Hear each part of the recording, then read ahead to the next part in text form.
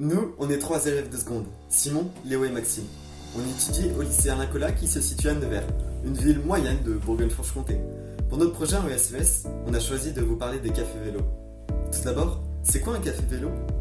Alors, un café vélo, c'est pas un simple café, c'est un lieu convivial, un endroit où quand on passe en vélo, on a envie de s'arrêter, de boire un coup et de discuter.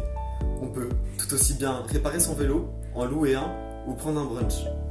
Les cafés vélos sont apparus en France vers 2014 avec la bicycletterie de Lyon.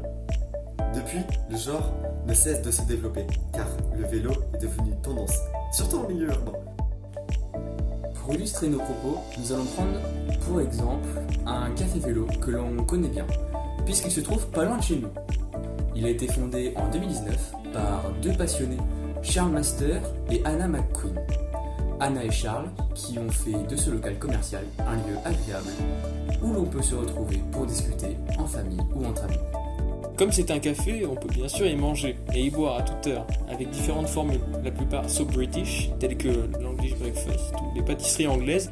Les propriétaires ont notamment comme objectif de travailler un maximum avec les acteurs locaux. Par exemple, ils utilisent comme matière première le miel des apiculteurs de Nevers. Ce miel artisanal a une appellation label rouge car c'est un produit qui est qualitatif et qui provient de la région. Le café vélo n'est pas un simple restaurant. Les conseils de Charles et Anna permettent aux clients de découvrir de nombreux itinéraires de promenade ou sillonner la Loire et la belle campagne environnante, ou encore découvrir la ville médiévale.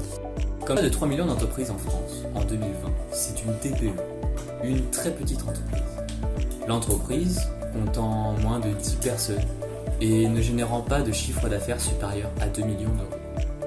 On l'a vu, le café vélo réalise son chiffre d'affaires grâce à deux services, la restauration et la location de vélos. Comme toute entreprise, son but est de couvrir ses coûts de production et de faire du bénéfice.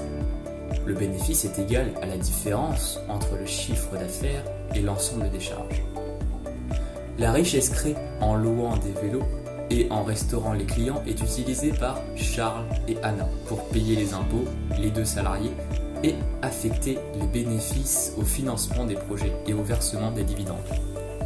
Mais malheureusement, la Covid-19, maladie très contagieuse et parfois mortelle, apparue fin 2019 et s'étant répandue partout dans le monde, les restaurants ont été obligés de fermer de nombreux mois.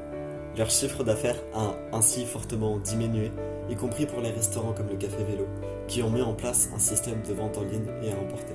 Ce restaurant, innovant, apporte de la joie en cette période compliquée.